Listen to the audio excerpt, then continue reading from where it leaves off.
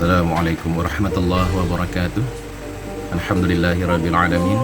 Wassalatu wassalamu ala asrafil anbiya'i wal mursalin Sayyidina wa maulana Muhammadin wa ala alihi wa sahbihi ajma'in. Alhamdulillah, ikhwanifillah yang dimuliakan Allah subhanahu wa ta'ala. Kesempurnaan salat itu terletak kepada sempurnanya kita melaksanakan atau kita melakukan wudu. Dan syarat sempurnanya dan syahnya wudu itu bagaimana kita beristinja. Jadi kunci yang paling utama adalah istinja. Istinja kita harus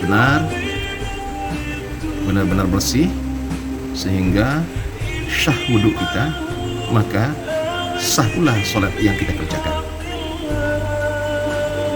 Jadi dalam melaksanakan sholat itu kita harus berwudu terlebih dahulu, karena itu adalah syarat syahnya sholat kita adalah wudu. Setelah berwudu, kita sempurnakan dengan melaksanakan sholat 2 rakaat wudu. Itu lebih sempurna lagi sebagaimana yang dilaksanakan oleh sahabat Rasulullah SAW, Bilal bin Rabah, sehingga terompah beliau itu terdengar di dalam surga. Derap langkah terompah Sayyidina Bilal itu terdengar di dalam surga. Dan ditanyakan oleh Rasulullah kepada beliau, jadi amalan apa yang beliau laksanakan, apa yang dilakukan oleh Sayyidina Bilal bin Rabah. Jadi dia menyatakan bahwa dia menyempurnakan wudunya dengan salat 2 rakaat. Masya Allah. Dan salat yang paling sempurna itu ialah yang paling baik, yang disenangi oleh para malaikat itu kita selalu memperbaharui wudu. Selalu memperbaharui wudu dan tidak putus daripada wudu, sehingga suci dan bersih dalam kehidupan sehari-hari. Ibarat kita berwudu ini, kita diwajibkan sholat wajib satu hari, satu malam itu 24 jam itu 5 kali. Dari mulai sholat subuh, zuhur, asyar, maghrib, dan isya. Jadi minimal kita lakukan sholat, kita lakukan wudu sebanyak 5 kali. Tapi yang dilakukan oleh sahabat Rasulullah bernama Bilal bin Rabah ini, dia selalu memperbaharui wudunya. Dia berwudu, batal daripada wudu itu, dia berwudu kembali, batal daripada wudu itu, dia berwudu kembali. Seperti itulah orang-orang yang memperbaharui wudu. Dan kesempurnaan sholat kita itu terletak pada suratul Fatihah. Jadi kita mulai baca dari Bismillahirrahmanirrahim, Alhamdulillahirabbil alamin, sampai waladhdallin amin. Kita harus membacanya dengan sempurna, membacanya dengan benar dari makhrizul hurufnya. Jangan sampai kita salah sebut dan salah baca di suratul Fatihah. Memang kedengaran seperti gampang, tapi sulit untuk mempelajari suratul Fatihah ini. Jadi kita harus benar-benar belajar memahami huruf-hurufnya, panjang pendeknya. Itu yang perlu. Jadi untuk kesempurnaan sholat, diterimanya atau tidak sholat kita itu tergantung surah Al-Fatihah. Dan untuk tambahan, surah-surah yang tambahan setelah suratul Fatihah itu hukumnya sunnah, sunnah muakkad, sunnah yang dianjurkan. Karena sebaik-baik membaca Al-Quran itu, kata Rasulullah, hadisnya itu sebaik-baik membaca Al-Quran itu adalah di dalam sholat. Jadi di situ dapat banyak fadilah. Di antaranya pada saat sholat kita membaca ayat-ayat pilihan, baik surah-surah panjang maupun surah-surah pendek. Membaca ayat Al-Quran itu kita mendapatkan pahala kebaikan, dan kita membacanya di dalam sholat menjadi berlipat ganda. Jadi yang diutamakan itu membaca suratul Fatihah, dan disunahkan untuk membaca surah-surah pilihan yang kita hafal, yang kita mafhumi. Jadi rangkaian daripada sholat itu sendiri terdiri dari 13 rukun sholat. Dimulai dari niat. Niat itu letaknya di hati. Jadi pada saat kita takbiratul ihram, Allah, kita berniat itu, berniat untuk melaksanakan sholat zuhur 4 rakaat, mustaqbilal kiblati, menjadi imam atau menjadi makmum, lillahi ta'ala akbar. Maka kita tutup dengan berqiyam. Nah, itulah seperti yang diajarkan di dalam kitab An-Naum Imam Syafi'i. Jadi kalau kita menzahirkan bacaan niatnya itu pun boleh, untuk menguatkan niat di hati itu tadi. Tapi niat yang diterima yang benar adalah pada saat kita mengangkat takbiratul ihram. Nah, itu kita memasang niat. Nah, niat itu di hati, yang Allah pandang itu bukan lisanmu tapi hatimu, kata hadisnya seperti itu.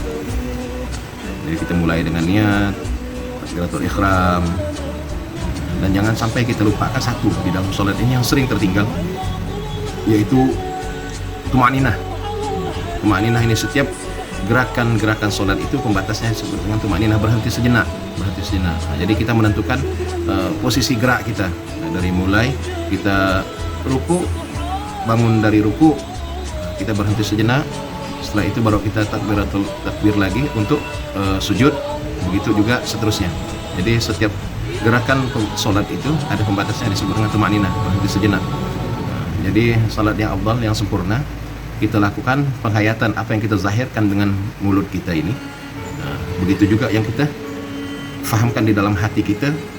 Dan sesungguhnya kita mengerjakan sholat itu, kata para ulama tasawuf itu, as-salatu mi'rajul mu'minin. Sholat itu mi'rajnya orang-orang yang beriman.